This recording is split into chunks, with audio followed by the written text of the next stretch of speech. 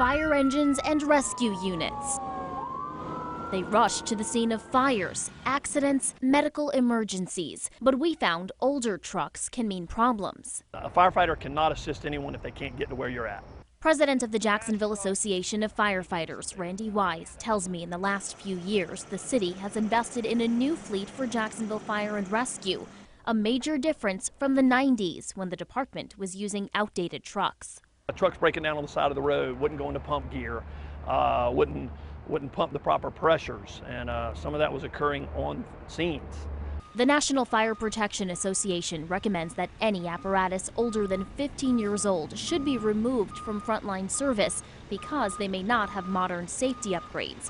But we found several trucks on our local roads are not following that guideline.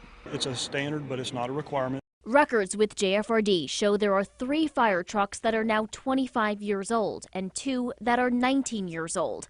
But Chief Keith Powers with the Division of Fire Operations says those older trucks are not used on the front lines and are not used often, so they are not held to the same standard when it comes to age. It'd be a waste of taxpayer dollars to replace something that sits still, that's a backup piece of apparatus that has very low mileage on it. We found a similar situation with St. Johns County Fire Rescue, which records show has 1 truck that is 18 years old.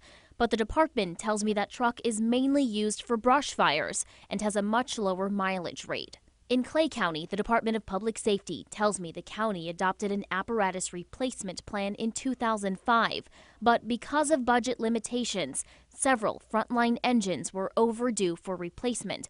We found 3 trucks over the age of 15 are now in the process of being replaced, but there is still 1 truck that is 25 years old that is still operating on the front lines. Wise tells me he's grateful for the trucks his teams now work with, calling them critical to the safety of the people they are called on to serve. Reporting in Jacksonville, Samantha Manning, CBS 47 Action News Jax.